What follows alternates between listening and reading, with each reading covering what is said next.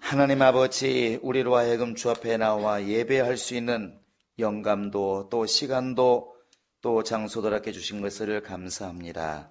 늘 주님 앞에 있게 도와주시고 주님의 것을 찾게 도와주시고 주님과 함께하는 신앙이 우리 안에 있도록 하나님이 도와주시옵소서. 이 시간도 주 앞에 믿음을 가지고 예배하러 나온 우리 영혼들을 기억해 주시되 특별히 하나님께 또 예물을 준비한 영혼들이 있사오니 하나님이 복 주시고 은혜를 더하여 주시옵소서. 하나님께 시배를 드리는 정말 시온이와 또 함께한 모든 우리들을 기억해 주시고 또 하나님께 감사하여 감사한 우리 강의정 연합생활정을 기억해 주시며 또 주정금을 드린 정말 김민선 전사님과 그의 가정과 또 함께 정말 날마다 정한 헌금을 드리는 모든 영혼들에게도 복을 주시고 늘 그들의 영혼에 하나님의 은혜가 임할 수 있도록 역사해 주시며 세상의 물질을 포기하고 주님을 택한 그들의 영혼에 은혜 위에 은혜가 넘칠 수 있도록 도와주시며 또 세상 속에서도 믿음을 가지고 주의 명령을 따라 희생하며 봉사하며 이웃들을 섬겨온 많은 날들과 많은 일들을 주님이 일일이 기억하셔서 더 큰 복과 더 큰 능력으로 하나님이 함께하여 주시옵소서. 예수님의 이름으로 기도합니다.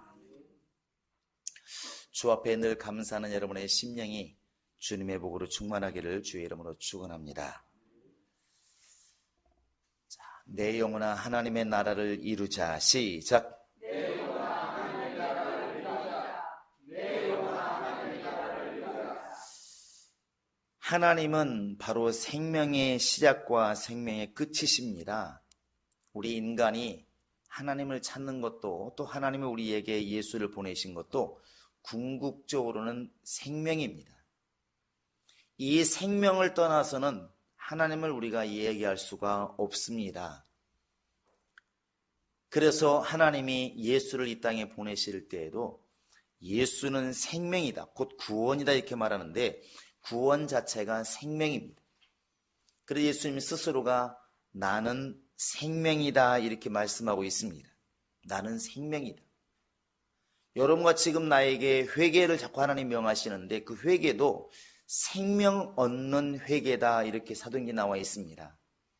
세상에 많은 사람들이 이렇게 뉘우침이 있어요. 그들도 잘못했다고 뉘우치지만 그런 뉘우치는 것을 우리가 회개라고 말하지 않습니다. 성경에서 말하는 회개라고 하는 것은 생명을 담보로 하는 것이 회개입니다. 그것처럼 하나님의 모든 역사 속에는 이 생명이라고 하는 것이 항상 뿌리를 두고 있습니다. 그래서 하나님이 에덴 동산에 범죄한 아담을 갖다가 막으신 것도 결국 생명나무 열매 따먹고 영생할까 두렵다 하지 않습니까? 생명나무, 그 생명에 관련된 것이고 예수를 보내신 것도 생명 얻기 위해서 예수를 보내신 것이고 말씀도 생명의 말씀 이렇게 말하는 것처럼 우리에게 생명을 주시기 위한 하나님의 깊은 뜻이 이렇게 담겨 있습니다. 여러분과 지금 내가 이렇게 교회 안에 와서 예배 드리고 또 하나님을 찬양하고 경배하고 예물을 드리기도 하는데 이 모든 것 이 뿌리에는 바로 생명이 있어야 맞는 겁니다. 생명 얻기 위해서 이 행동이 나와야 그게 맞는 것이고 또 올바른 믿음이라면 당연히 생명을 얻을 수밖에 없는 것이죠.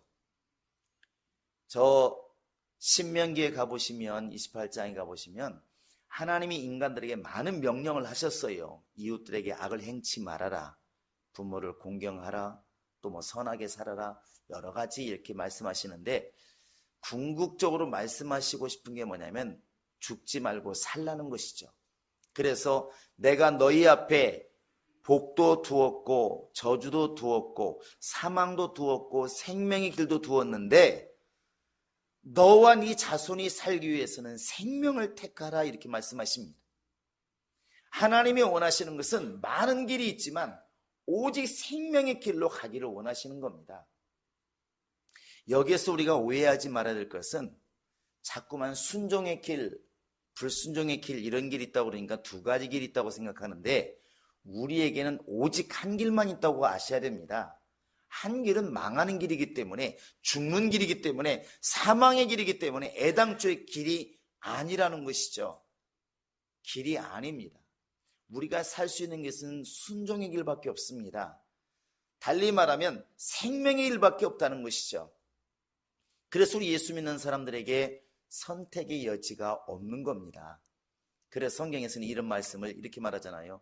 하나님 말씀은 다 예만이 있고 아니오함이 없느니라. 아니요, 충분히 할 수 있죠. 그러나 죽을 사람 아니면 아니오라고 할 수가 없다는 겁니다. 성경에는 예만 있는 겁니다. 우리에게는 순종과 불순종의 길이 있는 것이 아니라 내가 살기 위해서, 생명 얻기 위해서는 오직 한 길, 바로 순종의 길, 생명의 길밖에 없는 것입니다. 그래서 너와 네 자손이 살기 위하여 생명을 택하라, 이렇게 이제 주님이 명령하시는 것이죠. 내 영혼아 생명을 택하자. 시작. 내 영혼아 생명을 택하자. 내 영혼아 생명을 택하자. 이것이 바로 영적 생활입니다. 근데 우리 인생은 사실은 육체가 있다 보니까 영적 생활, 육신의 생활 이렇게 나누어 많이 생각을 합니다. 그런 인생을 향해서 주님께서 분명히 성경을 통해서 정의를 내리십니다. 여러분, 인생이 뭐라 생각하십니까? 이렇게 물어보면 사람마다 다 답을 합니다. 여러분의 인생이 뭐라 생각하십니까? 성경에서는 아침에 잠깐 있다 사라지는 안개와 같다, 그렇게 말하기도 하고, 어떤 사람은 또 인생은 그냥 하숙생이다 이렇게 말하기도 합니다. 어떤 사람은 나그네라 말하기도 하죠. 그런데 그 인생, 태어나서 죽을 때까지 한 인생에 살아간 전체를 한마디로 말할 때 인생이라 말하는데, 그 인생에 대해서 성경은 여러 가지 정의를 내립니다. 그런데 우리가 가만히 곱씹어 보면 거의 맞는 게 많아요. 창세기 47장에 가보시면 바로 왕 앞에 있는 야곱이 있습니다. 야곱이 그 당시에 나이가 130살이었습니다. 장수했죠. 근데 바로가 묻습니다. 네가 몇 살이냐 물었을 때 이 야곱이 이렇게 대답합니다. 내가 130년을 살았는데 험악한 세월을 보낸 나이다, 이렇게 말을 해요. 130년 인생이 험악한 세월이라고 말을 해요. 험악한 세월. 근데 야곱에 있어서 인생이 뭐냐 물어보면 험악한 세월, 이렇게 답을 했다는 것이죠. 그런데 시편 90편에 가보면 우리가 우리의 날 계수할 수 있는 지혜를 달라고 기도를 해요. 사실은 이게 제일 답답하잖아요. 여러분, 우리가 지금 앞으로 살 날이 얼마 남았다고 생각하십니까? 생각은 할 수 있어요. 그러나 몰라요. 만약에 올해도 지금 사고가 굉장히 많잖아요. 왜 이렇게 올해는 불이 많이 납니다. 불사고가 참 많은데 그 불사고 날 때마다 안타까운 사연들이 많잖아요. 모처럼 병원에 아프다 그러니까 병원 한번 가봤더니 그날 사고 나가지고 돌아가신 분도 계시고, 또 목욕탕에 한번 할머니 딸 손녀까지 같이 좀 야 모처럼 때 좀 뵙기로 가자 했는데 그게 죽음이 될 줄 누가 알았겠습니까? 이렇게 인생이라는 내일을 모르는 것인데, 그래서 시편 기자가 우리에게 우리의 날이 얼마 남아있는지 좀 알 수 있는 지혜를 달라고 기도를 해요. 그런데 그때 말하는 게 뭐냐면 사람이 70이요 강건하면 80이라도 그 다음 말이 중요한데, 그의 자랑, 인생의 자랑은 뭐냐면 수고와 슬픔뿐이다, 이렇게 되어 있습니다. 우리 인간이 80년을 살아도 그 80년 동안 어떻게 살았느냐고 물어본다면, 할 말이 뭐냐고 물어본다면 수고한 것과 슬픔밖에 없습니다, 이렇게 말한다는 거예요. 아마 이 말을 지금 우리 학생들은 잘 이해를 못할 것이고 우리 장로님들 정도 되면 이해를 하시겠죠. 야, 남들 볼 때는 80 장수하셨네요 이렇게 말하지만 그동안 인생을 한마디 돌아보시면 어떻게 생각하십니까? 그러면 정말 죽지 못해서 열심히 살았습니다, 이렇게 말하는 게 답일 거라고요. 생존 경쟁에서 먹고 살기 위해서 얼마나 노력했을까. 근데 그렇게 노력하다 보니까 어느 날 이 나이가 왔더라는 것이죠. 그래서 인간의 자랑이라는 게 결국 수고와 슬픔뿐이다.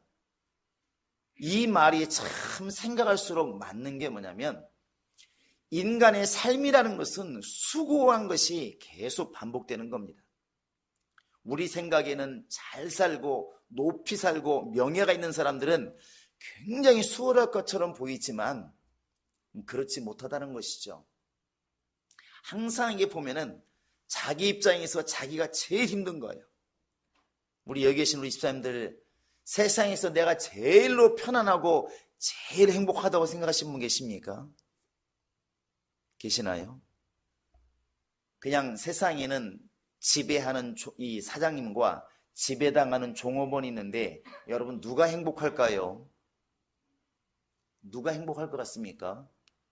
사장이 행복할까요? 종업원이 행복할까요? 나는 사장이 안 돼봐서 이렇게 이럴 수 있는데 사장들의 말을 들으면 사장의 고뇌가 보입니다. 우리 생각에는 그들이 마음대로 나가고 출근도 마음대로 하고 뭐 골프 치러 가고 맛있는 거 먹으니까 행복해 보이지만 그들 머릿속에는 너무나 무거운 짐이 있다는 거죠. 왜 그러겠습니까? 종업원을 100명을 거느린 사람들 얼마나 멋있습니까? 차 좋은 거 타고 좋은 집에 살고. 그런데 그들 머릿속에 이번 달에 매출이 50억이 올라야 되는데 인건비마도 정말 수억 원이 나가는데 그 매출이 50억이 올라서 10억의 순이익이 나오지 않으면 월급을 줄 수 없다는 것이죠. 그러면 융자를 받아야 되고 빚을 얻어야 되고 이게 머리가 아픈 것이죠. 근데 이 사업이라는 게 항상 그렇게 매출이 잘 오르느냐? 그렇지 못하다는 것이죠. 주는 사람 입장에서는 왜 그렇게 월급날이 빨리 돌아오는지. 사장들이 그런 얘기 하잖아요. 이 세상에 제일 속 편한 사람이 누구냐면 따박따박. 그들은 무슨 말 아시죠? 뭔 얘기예요? 월급날 되면은 회사가 잘 돌아가든 안 돌아가든 비가 오든 눈이 오든 따박따박 월급 나와서 월급 받아가는 사람이 제일 행복하다는 거예요. 그들이 볼 때 하는 얘기입니다. 그런데 종업원 입장에서 다른 거예요. 야, 이 쥐꼬리만한 월급 받느라고 내가 배여가지고 놀러 가지도 못하고 죽을 고생하고 추운 날 쉬지도 못하고 야, 우리 사장님 얼마나 행복할까 이렇게 본다는 것이죠. 그런데 위에서 내려다보면 그 종업원이나 회사를 경영해서 매일 몸부림치는 그 사장도 힘들고 그 밑에서 매일 시키는 일을 하느라고 죽을 똥 싸는 바로 이 종업원도 힘들고 다 힘든 거예요. 이것은 바꾸면 똑같습니다. 자, 우리나라를 이끌어가고 있는 대통령 다 되고 싶어 하잖아요. 정말 되고 싶어 합니다. 그런데 대통령은 진짜 행복할까? 그렇지 않은 것 같아요. 이미 우리 겪어봤지 않습니까? 대통령 입에서 하는 말이 뭐예요? 대통령 무지하게 행복하더라. 못해 먹겠다. 대통령 못해 먹겠다. 나도 보통 사람이고 싶다고. 되고 나니까 그렇게 보이더라는 것이죠. 번뇌, 고민 많습니다. 그러니까 옛날에 그런 일화 있지 않습니까? 뭐 박정희 대통령 때 월남 파병을 했는데 그날 밤에 박정희 대통령이 무슨 뭐 담배를 세각을 폈다고 그러잖아요. 얼마나 고민스럽고 번민스러웠으면 그러겠습니까? 자기 결정 하나 때문에 많은 청년들이 죽어가고 살게 되는데 얼마나 번뇌가 클까? 대통령도 힘들다는 거예요.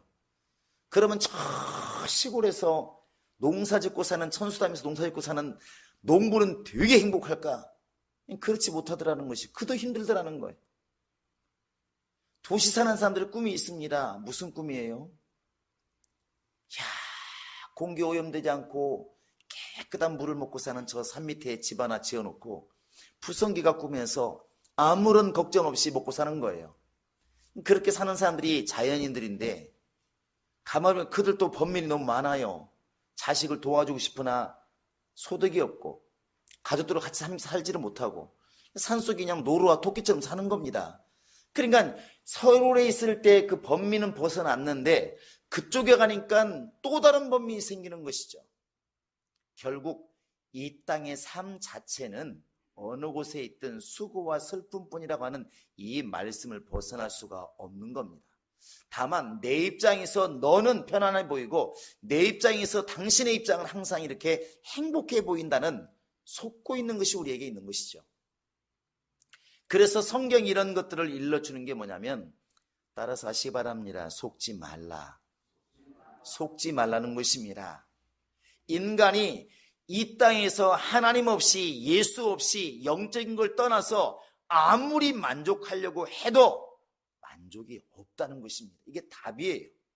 그래서 하나님이 솔로몬을 통해서 기록한 전도서에 뭐라고 말하고 있습니까?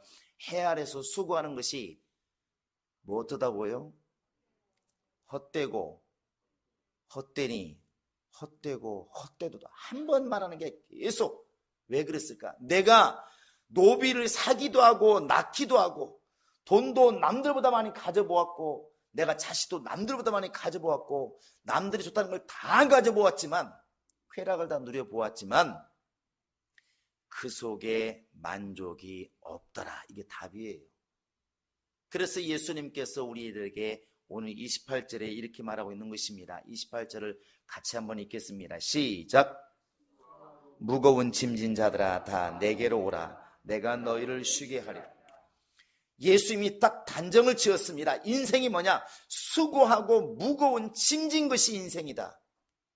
그래서 가난한 사람은 가난이 힘들고 병든 사람은 병이 힘들고 자식이 많은 사람은 자식이 많아서 힘들고 아무것도 없는 사람은 무료해서 힘들고 사람은 다 버겁고 힘들다는 것이죠.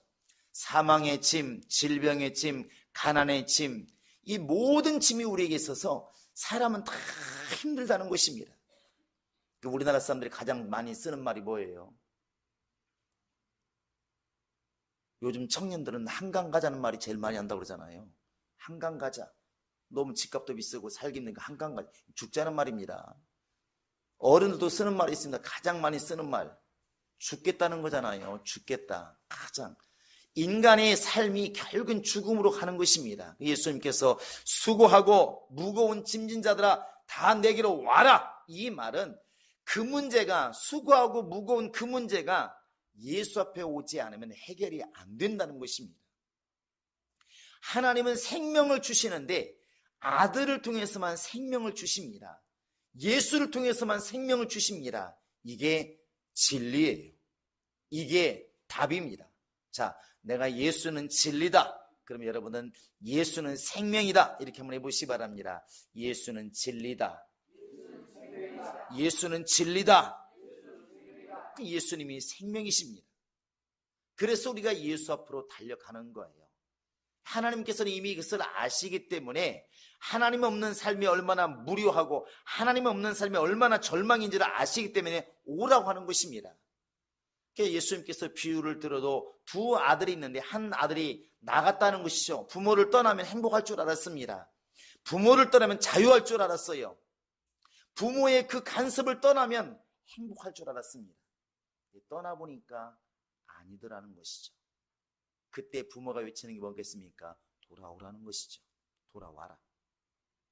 그래서 이사야서 55장에도 우리 하나님께로 돌아가자. 돌아와라. 그리고 말라기 3장 7절에서도 11조를 말씀하시면서 내게로 돌아와라. 이렇게 말씀하시는 겁니다. 내게로 돌아와라. 이미 이사야서 1장 18절에도 내게로 와라. 와서 변론하자. 얘기 좀 하자. 주님이 계속 우리를 초청하는 것입니다. 왜 오라고 하셨을까? 예수 안에 이 우리가 고민하는 것, 번민하는 것에 해답이 있다는 것입니다. 예수 안에 지금 이 모습이 담겨 있는 것입니다. 그런데 사람들은 여기에 대해서 반대로 말하는 것입니다. 내가 오라고 아무리 말을 해도 주님이 오라고 말씀했어도 사람들이 말하기를 어떻게 하나님께로 돌아갑니까? 이렇게 묻는다는 거예요. 하나님께로 돌아가면 뭔 수가 있습니까? 이렇게 묻는다는 것입니다. 예수 안에만 생명이 있다고 여러분 믿으시기 바랍니다. 여러분 왜 우리가 이렇게 주님께로 돌아가야 되는지 여러분 한번 삶을 통해서 보시기 바랍니다. 여러분이 지금 살고 있는데 자, 두 사람이 있습니다. 한 사람은 갈 곳도 많고 오라는 곳이 많아요. 여러분이 지금 이런 사람이면 굉장히 잘 나가고 있는 중이에요. 여러분이 시간이 모자라. 친구도 만나야 되고 친척도 만나야 되고 놀러도 가야 되고 그리고 내가 가만히 있으면 오라고 그래. 야, 뭐하고 있냐? 오늘 놀러 와라. 어디 놀러 가자. 이렇게 초청하는 사람이 많으면 여러분은 지금 한참 때예요. 잘 나갈 때입니다. 그런데 IMF처럼 본의 아니게 사업이 망해 아니면 정말 육신이 병들어서 제대로 거동을 못해 이렇게 돼버리면 내 스스로가 갈 만한 곳이 별로 없어집니다. 희한하게도 사람이 이렇게 바닥으로 떨어지면 어떤 일이 벌어지냐면 사람들이 싹 사라져가지고 불 켜면 바퀴벌레 사라지듯이 사람들이 점점 사라진다고 그러잖아요. IMF 때 어떤 분이 그런 얘기를 했습니다. 자기가 잘 나갈 때는 사람들이 와서 막 자기 돈도 좀 키워달라고 돈도 맡기고 그렇게 친하게들 지내더만 딱 사업이 어려지고 망하니까 연락할까 봐서 다 전화번호까지 바꿨다고 그러잖아요. 이렇게요. 그리고 오히려 만나게 되면 얘기가 잘 안 되고 두려워한다는 것이죠. 너무 서운하더라 이런 말을 합니다. 너무 서운하더라. 근데 사실 그 사람만 그러겠습니까? 모든 사람의 이 사람의 마음이라는 건 다 똑같은 마음인 것입니다. 젊어서 부모님이 힘이 있고 보호할 힘이 있고 재산이 있고 능력이 있을 때는 자식들이 부모를 막 따라요. 잘 보이려고 하고. 근데 부모님이 다 재산 넘겨주고 병들어서 거의 거동을 못하게 되면 우리 신문 방송에서 많이 나오지 않습니까? 자식들이 밖에 싸운다는 것이죠. 언니는 왜 자식 아니야? 너는 자식 아니냐? 왜 우리 집 있으면 이렇게 네가 좀 모시고 가라. 싸우는 것이죠. 왜 그럴까요? 삶이 바닥으로 내려가면 점점 더 의지할 데가 없어요. 오라고 하지 않아. 건강하고 잘 나갈 때는 자식들이 서로 오라고 그랬지만 그러나 부모가 아무것도 이제 신세질밖에 진리밖에 없으면 자식들도 이제 제비를 뽑고 서로 합의를 한다는 것입니다. 3개월씩만 모시자. 왜 그러겠습니까? 달라지는 것이죠. 그렇게 사업이 어려워지면 오라는 사람이 없어요. 친구들도 잘 나갈 때 친구들 아니겠습니까? 여러분 동창들 잘 보시기 바랍니다. 동창들이 모여도 나중에 잘 나가는 애들끼리 또 따로 모여요. 왜 그럴까요? 격식이 안 맞는다는 거예요. 안 맞는다는 것입니다. 세상이 바로 그런 곳인데 우리는 속고 있는 겁니다. 그 세상 속에서 무엇을 얻겠습니까? 결국 우리가 돌아가야 될 것은 우리를 지금도 환영하고 계시고 기다리고 계시는 아버지 품과 같은 주님입니다. 이걸 우리가 알 수 있는 게 엘리야예요. 열왕기상 18장에 가보시면 마치 대통령이 된 것처럼 또 사장이 된 것처럼 영웅이 된 것처럼 되어 있는 엘리야의 모습이 나와요.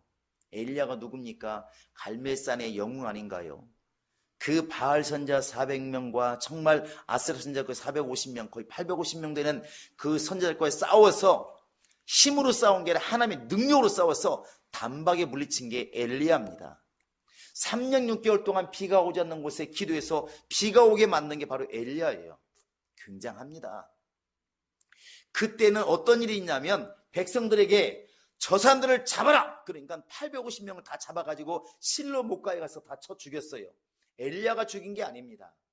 사람들이 엘리야의 말을 들어요. 왜? 힘이 있으니까. 그런데 열왕기상 19장에 가보면 전세가 역전되어가지고 이 이세벨이 아합의 부인 이세벨이 엘리야를 죽이려고 해요. 그러니까 이세벨이 도망갈 수밖에 없잖아요. 쫓겨갑니다. 쫓겨가는 엘리야는 사람도 두렵고 사람들도 그를 두려워하는 거예요. 왜? 엘리야가 사람 만나는 순간 엘리야가 저기 가던데요. 분명히 이렇게 이르는 사람이 있기 때문에 사람이 두려운 거예요. 그래서 사람들이 사업에 실패하고 병들고 그러면 사람 눈을 자꾸 피하는 게 그런 겁니다. 사람이 두려운 거예요. 범죄자가 두려운 것이죠. 그러니까 사람 눈을 피해서 도망가는 겁니다. 그런데 그가 나중에 이런 기도까지 하잖아요. 하나님, 여기까지 살아온 것도 다 하나님의 은혜이니까 이 시간 내 영혼을 취하소서 이렇게 기도를 해요. 말을 그렇게 하는 것이 사실은 죽여달라는 얘기입니다. 지금 너무나 힘들어서 나 지금 죽었으면 좋겠습니다. 이렇게 기도를 해요. 그 순간에 엘리야 옆에 누가 있는가? 아무도 없습니다. 그 엘리야를 영무시했던 그 바알 선지자를 때려잡고 같이 엘리야의 말을 듣고 그들을 같이 처단했던 그 많은 백성들은 다 어디가 있는가? 없습니다. 오직 홀로 남아있어. 홀로. 이게 바로 세상이에요. 그런데 그때 엘리야가 어디로 가냐면 하나님의 산으로 갑니다. 이게 뭐냐면 하나님 품으로 가는 거예요. 모든 거 다 내려놓고 그 비를 오게 만드는 능력 있는 엘리야, 바알 선지자 850명을 때려잡은 그 엘리야가 아니라 이제는 사람들의 눈을 피해서 도망갈 수밖에 없는 지금 엘리야가 어디로 가느냐? 주님 곁으로 가는 겁니다. 그때 엘리야를 도와줄 사람도 받아줄 사람도 아무도 없습니다. 그게 바로 세상이에요. 근데 그때 하나님의 산에 딱 가니까 하나님께서 비로소 다시 그에게 일을 주십니다. 너는 내려가서 엘리사에게 기름 부어서 선지자가 되게 하고 예후에게 기름 부어서 왕이 되게 하라, 이렇게 시켜요. 지금 자기를 죽여달라고 기도하고 있는, 완전히 망해서 자기를 죽여달라고까지 기도하고 있는 그 엘리야가 하나님 품으로 가니까 다시 한번 새 힘을 얻고 하나님의 일을 감당하는 능력을 얻게 됩니다. 그래서 하나님은 죽은 자를 살리시는 하나님, 바로 아브라함과 이삭과 야곱의 하나님, 죽은 자의 하나님이 아니라 산자의 하나님, 이렇게 말을 하게 되는 것입니다. 할렐루야. 여러분과 지금 내가 세상 속에서 만약에 생명과 하나님의 구원과 하나님의 은혜와 그런 기쁨들을 찾고 있다면 우리는 허송세월을 하고 있는 것입니다. 하나님은 하나님의 신령한 모든 것들, 넘치는 모든 것들, 육체로 얻을 수 없는, 세상에서 얻을 수 없는 그 모든 것들을 예수 안에서만 얻기를 원하고 계시는 겁니다. 그래서 우리가 예수를 찾게 되는 것입니다. 내 영혼아 예수를 바라보자. 시작. 여러분, 그런데 주님께서 여기에 딱 조건을 하나 걸었습니다. 그 조건이 뭐냐면 내 멍에를 메고 내게 와라, 이렇게 말을 했어요. 예수의 멍에가 뭔가요? 다른 데서는 너의 질 십자가, 나의 십자가란 말을 쓰기도 있겠지만 그게 바로 영적 생활하면서 조금은 힘든 겁니다. 여러분, 오늘같이 추운 날, 더더군다나 평창올림픽 하는 이 시간에 여러분 예배하는 게 힘들까요? 집에서 배 깔고 누워서 TV 보는 게 쉬울까요?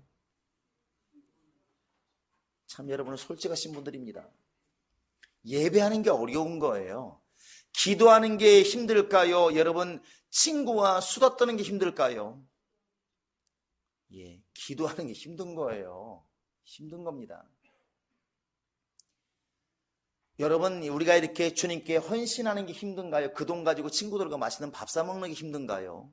똑같은 돈이라도 어떤 게 힘들어요? 헌금하는 게 힘든 거예요. 직분을 감당하는 사람과 직분을 감당하지 않는 사람, 누가 힘들까요? 직분을 감당하는 사람이 힘든 겁니다. 근데 이게 바로 멍해라는 것이죠. 이게 싫어서 직분 안 맡고, 이게 싫어서 헌신 안 하고, 이게 싫어서 교회 안 나오면 그 사람은 세상으로 가는 사람이에요. 그래서 안 믿는 사람에게 교회 갑시다 그러면 이런 말 딱 하잖아요. 다는 아니지만 교회가 뭐 담배 끊어야 된다면서요. 교회가 뭐 술 먹으면 안 된다면서요. 교회가 맨날 주일날 교회 가야 된다면서요. 난 어떻게 그렇게 살아요? 난 못해. 이런 사람이 있습니다. 이런 사람이 있어요.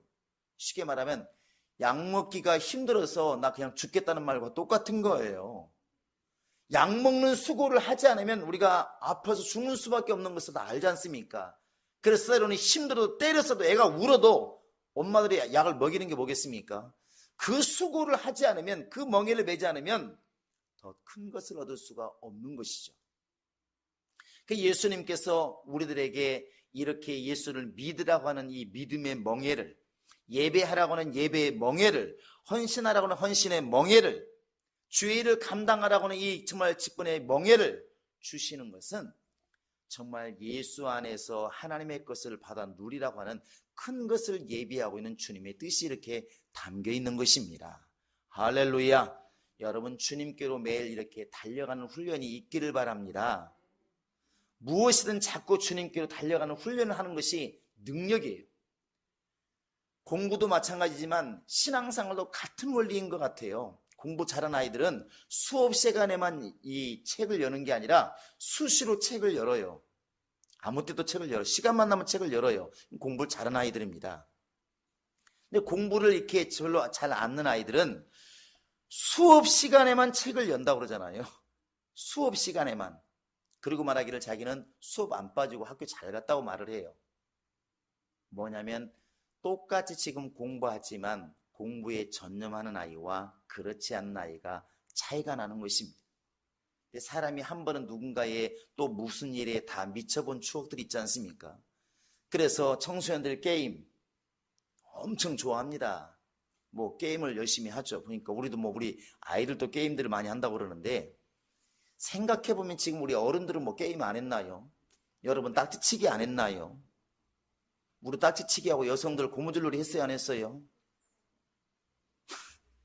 지금 아이들은 재미없던 옛날에는 재밌었습니다. 고무줄놀이 했었고, 남자들은 뭐 카드놀이 다 했죠. 근데 지금 아이들은 그건 안 하지만 똑같은 모습이에요. 그들도 게임을 열심히 합니다. 그 아이들 머릿속에는 뭐가 있을까요? 무슨 게임이 있는 거예요. 어른들은 안 그런가요? 어른들도 마찬가지입니다. 어른들도 자기 나름대로 취미가 있어. 어찌하든 간에 그걸 해보려고 노력을 해요. 그러니까 자꾸 연습하고 배우고 하는 거 아니겠습니까? 근데 신앙생활은 마지못해서 하는 거예요. 마지못해서. 그러니까 예배 시간 왔다 가면 자기는 신앙생활 잘한다고 생각해요. 주님을 그 시간만 겨우 만나는 거죠. 부모로 얘기하면 다음 주가 이제 구정인데, 부모로 말하면 이런 겁니다. 부모님 세배했기 때문에 나는 할 일을 다 했다고 생각하는 것과 똑같은 거예요. 내가 뭐 구정 때 안 갔나요? 부모님께 세배 안 했나요? 부모가 지금 그걸 원하는 게 아니지 않습니까? 부모와 자식이 친해지면 그거 별 의미가 없습니다. 왜? 수시로 전화하고 수시로 만나고 싶어. 더 자주 가니까. 이게 가까워지는 것인데, 왜 영적 생활만큼은 그렇게 안 될까 생각해 보시기 바랍니다. 성경을 읽으라 할 때만 읽고, 예배하라고 할 때만 예배하고, 기도하라고 할 때만 기도하고, 우리가 주님과 가깝다는 증거가 어디 있을까? 여러분, 지금도 주님은 오라고 지금 말씀하고 있는 것입니다. 살기 위해서. 그것은 예배 때만 지금 그러라는 것이 아니라 계속 가까이 하라는 것입니다. 한번 같이 보시겠습니다. 하나님을 가까이 하라. 너를 가까이 하시리라. 이게 답이에요. 정말로 이것이 우리가 말씀 안에서 이루어진다면 우리 또한 그렇게 신앙생활을 자꾸 주님 가까이 하는 훈련을 할 것입니다. 기도하라 마라 하지 않아도 자꾸 기도할 것이고, 찬양하라 마라 하자도 찬양할 것이고, 예배하라 마라 할지라도 여러분이 예배를 사모할 것입니다. 이것이 생활화가 될 수 있어야 우리 신앙이 비로소 주님을 가까이 하는 신앙이라 볼 수가 있는 겁니다. 여러분, 주님과의 관계는 계산으로 나아가지 않기를 바랍니다. 예배 시간에 길다 짧다, 교회가 멀다 가깝다, 물질이 정말 적다 많다, 이런 계산이 아니라 그냥 주님이 계시면 주님 만나는 일이, 주님으로 일하는 것이 그냥 기쁠 수 있도록 여러분의 신앙이 그리 되기를 바랍니다. 할렐루야. 한번 해보실까요? 나는 예수 일만 하면 너무 기쁘더라. 시작. 나는 예배하는 일이 참 좋더라. 난 찬양하면 참 기쁘더라. 이런 일들이 자연스럽게 이루어질 만큼 여러분 주님 가까이 하셔야 됩니다. 그게 주님께 우리가 나아가는 거 아니겠습니까? 주님은 오늘 또 여러분과 지금 나에게 말씀하고 계십니다. 내게로 나와라. 너 지금 물질 때문에, 환경 때문에, 건강 때문에, 영혼 때문에 지금 힘들고 있는데, 무거운 짐을 지고 있는데, 내게로 와서 내 멍에를 메고 내게 배우라. 그리하면 네 마음이 쉼을 얻으리라. 이게 주님의 약속이에요. 여러분, 주님을 가까이 하시고 주님께 달려나가서 예수의 생명으로 충만한 우리 모든 영혼 되시기를 주의 이름으로 축원합니다. 이 시간 우리가 이 문제를 놓고 기도하겠습니다. 하나님, 내 영혼이 주님을 찾게 하소서. 내 삶이 주님을 찾는 삶이 되게 하소서. 오늘 또 나를 지금 오라고 말씀하시는 주님 앞에 내가 달려가는 신앙 되게 하소서. 더 많이 기도하게 하시고, 더 많이 찬양하게 하시고, 더 기쁘게 예배하는 나의 영혼 되게 하소서. 다 같이 우리 기도. 지금은 우리 주 예수 그리스도의 은혜와 예수를 보내신 하나님의 그 크신 사랑과 이제 우리 안에 임하셔서 예수를 증거하시고 하나님의 것을 알게 하시는 성령의 감동하심과 그의 인도하심이 우리를 부르시는 주의 음성을 듣고 날마다 주님께로 달려가기로 작정하는 모든 심령들 머리 위 지금으로부터 영원토록 함께 있을지어다. 아멘.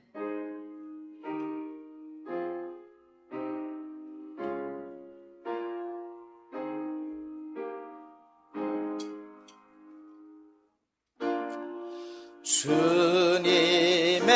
높고 위대하심을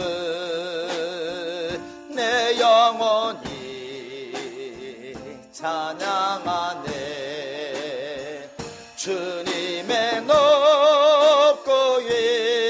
하심을 내 영혼이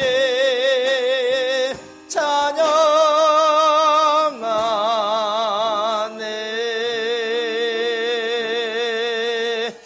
우리 하나님께 모든 영혼 돌리겠습니다.